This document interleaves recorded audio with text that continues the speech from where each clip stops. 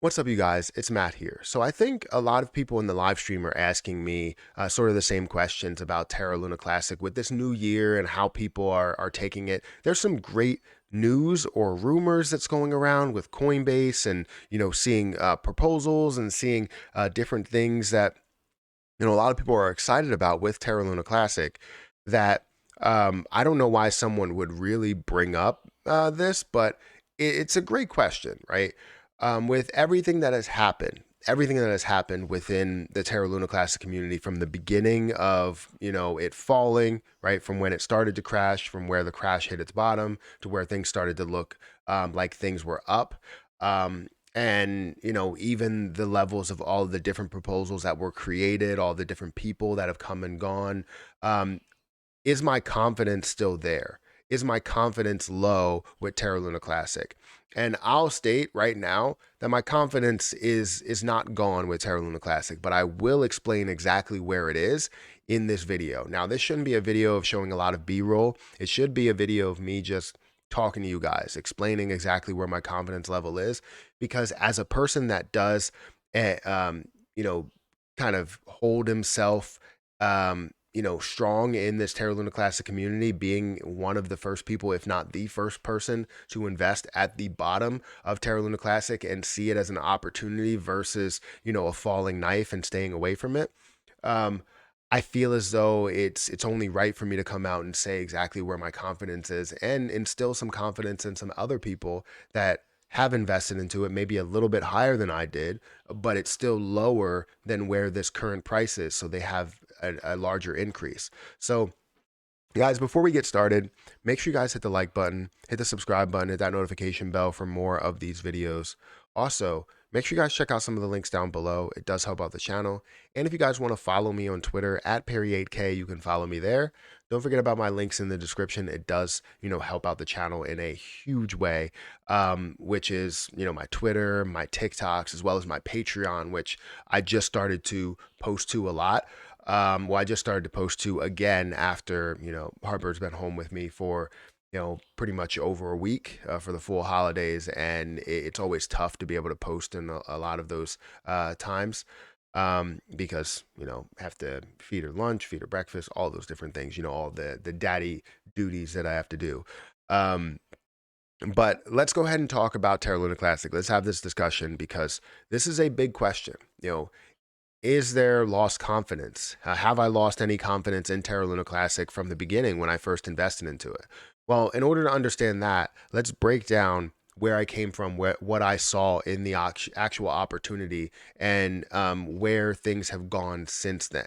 So, when I first saw this drop from a level of, I was first looking at, I think it was like $80 or $70 or something, and it was dropped all the way down to like 40, like 20, down to single digits. And a lot of people were like, this is a falling knife. Don't get into this. Do you see what's happening in Terra Luna Classic? And on my live stream, I was like, you might want to hold up. This is looking more and more like an opportunity. Not only is this dropping, and when it was dropping, it had the same supply at that time, right? So it was dropping a hell of a lot to single digits, and you saw it at the same supply where it had a billion total supply. Um, and that was the max supply that it did have, and they introduced all those and minted all those, but it still continued to drop. That means that they kept minting and they continued to mint. So when they did that, it got to a level of like multiple billions. And that's where I was like, all right, well, this still may be an opportunity because it does provide the ability to burn Terra Luna Classic. So I was like, all right, well, let me continue to explore this. And they continued to mint the position, and when they mint the position, it got all the way up to a point to where it was multiple trillions, and I was like, all right, this seems like the right time. And when I went to make that investment, to tell you the truth, I tried to go and make that investment elsewhere, but every other place was frozen. Every other place wouldn't allow you to trade, wouldn't allow you to move it because they were just so uncertain as to where the price was going and what people were doing with it and where they were putting it and all this other stuff. So they had to freeze everything. Crypto.com, Binance, everywhere it was frozen. So the price was also frozen. So you saw it at a low of like 0.0000 or something, maybe 4 or 5 zeros. But what I saw it at, I believe it was at 6 zeros. And that was on Pancake Swap, to where I was trading, basically not on the chain.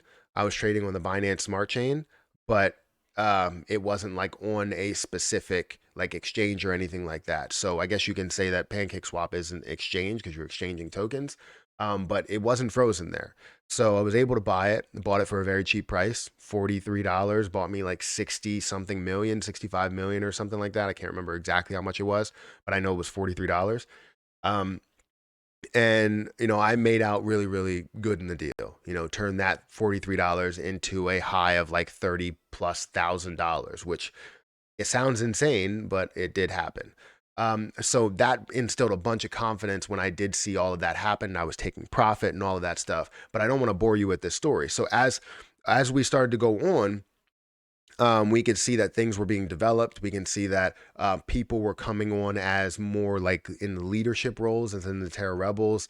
You see a lot of different personalities that come on YouTube, whether it's Crypto King or, and not to be confused with the other Crypto King, which is more of like a scam artist guy. But this Crypto King, and then you had Classy Crypto, and you had all these other people that came on with Terra Luna Classic because it was so popular that everybody was talking about it. People were getting views from it. So they did all of this, and you see so many different opinions and different things that are created and pushed, right? And I can tell you that's when my confidence started to dwindle a little bit. The reason being is because everybody was pushed in every other direction. We believed that the burn was the way to go, and everybody started to agree that if we burn down that supply, we can get there.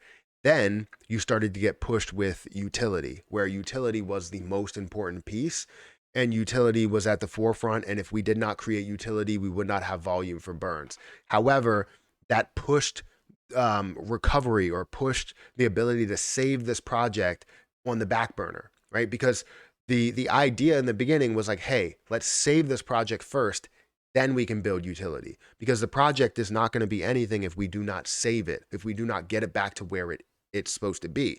Not back to where it absolutely was, because we know we have to change things up with security and all of that stuff, but get it back to a point to where the people that invested money at the high points can now be comfortable with where they were, and recover something, because a person that had $1 million into this turned this into a very small fraction of what they had, like single digit like dollars. Like that's pretty much what they turned it into. And it's not a good look, right? If you're holding multiple Terra Luna Classic at this point, even if you're holding 100,000 Terra Luna Classic, it's worth $15. Like that's not it's nowhere close to what you were holding at $1 million to $15 is insane, right? So, anyways, Terra Luna Classic, I can tell you that I started to lose a little bit of confidence, but I can tell you that I haven't lost all my confidence. Right now, where we stand, we were able to make mistakes. And when we make those mistakes, we end up learning from those mistakes. As the community starts to learn, we start to understand what's the most important piece within here. And now we have people that are in charge that we truly do trust.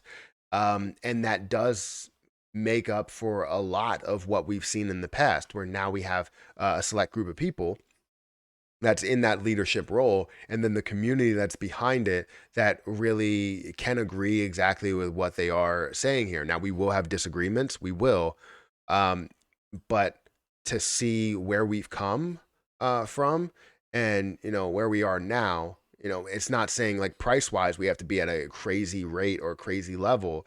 It's knowledge, like how wise we are. Like we've grown in this past 4 months of the burning happening, or 6 months of this, collapsing and everything. This full half a year that we've had, we were able to learn from everything that has happened during that time. And I can't say that we exactly came out on top, but we've come out better than we were before. Not price wise, again, still not price, but we have come out a little bit better with understanding, at least within this time. Now, what do we do with that? That's where we start to build more confidence, when we figure out what we are doing with what we've learned. So, anyways, is my confidence gone? No, my confidence not gone. Have I lost, complete confidence for the future of Terra Luna Classic? No. Is it gone from where it was, where I was like, oh, well, if we burn off 1.2% across the CEXs and all of that, all of the, on-chain activity and everything there, we can get back to $50 and $100. Yeah, that has dwindled down a little bit because we know that CEXs are going to be stubborn. So if they're going to be stubborn, it's not going to be as easy as just implementing a burn tax and everybody adheres to it, because they don't. So um, that's probably where I've lost confidence the most. So, anyways, you let me know if you've lost confidence at all. I know there's some people that have. There's some people that come across the YouTube channel and will say, look, Terra Luna Classic's dead and all of this.